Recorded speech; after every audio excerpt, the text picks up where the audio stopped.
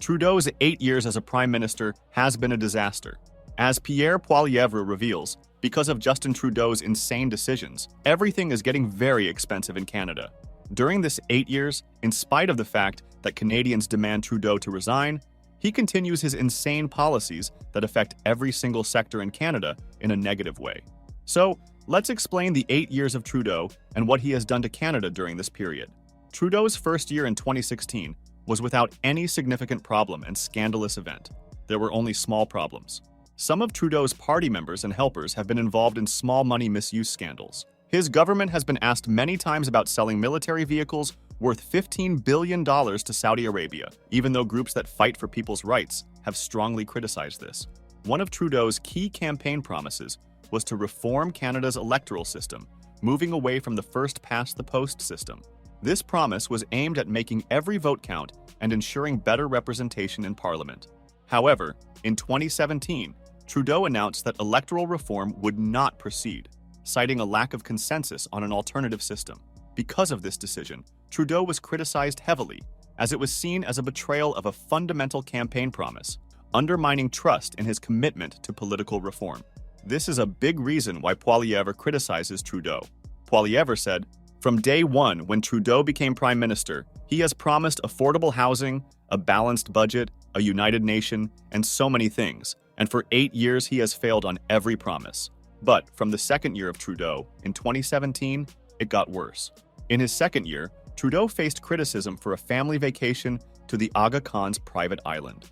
The Ethics Commissioner found Trudeau violated conflict of interest rules, as the Aga Khan's Foundation has received millions in government grants. This incident raised serious questions about Trudeau's judgment and adherence to ethical standards, eroding public trust early in his tenure. Justin Trudeau wanted everyone to know he liked Fidel Castro a lot.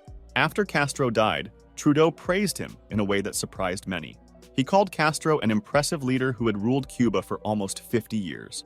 In Canada, members of the Conservative Party, including Pierre Poilievre, slammed Trudeau for his kind words about Castro, saying his comments were too praising and ignored the negative aspects of Castro's long rule.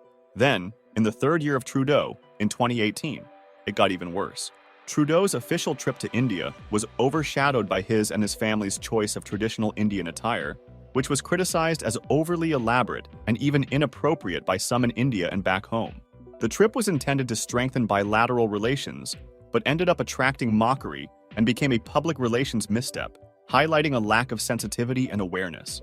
And Pierre Poilievre has once again criticized the Prime Minister for how he's handled Canada's relationship with India, saying Trudeau has turned himself into a joke there.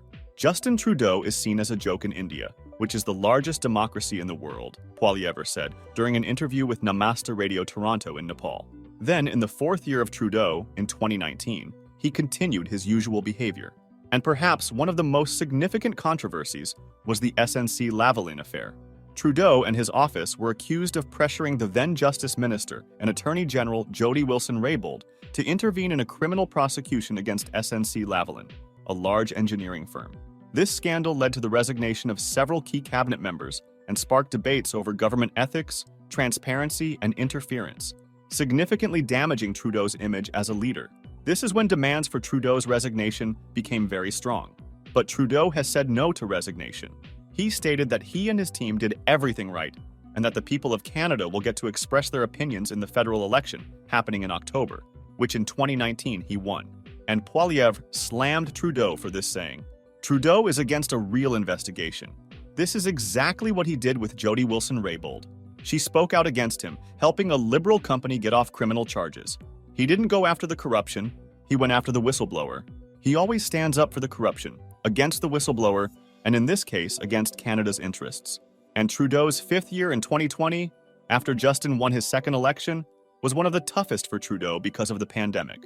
People criticized Justin Trudeau's actions during the COVID-19 pandemic, saying he acted too much like a dictator. They were upset that he used emergency powers and stopped Parliament meetings. Critics thought Trudeau's government was too controlling, not letting Parliament discuss things properly and breaking democratic rules to deal with the crisis. When Trudeau brought in the Emergencies Act in March 2020, giving the government big powers to tackle the pandemic, people worried that he might misuse his authority and not have to answer to anyone. This process continued in 2021, during his 6th year. In 2021, Canadians were mostly upset about the strict rules Trudeau put in place during lockdowns and how he limited people's freedoms. They felt these rules were too harsh and not fair. Critics thought Trudeau cared more about having power over everything than letting people make their own choices. This worried them because it seemed like democracy was being ignored, and Trudeau was making decisions without thinking about what people wanted.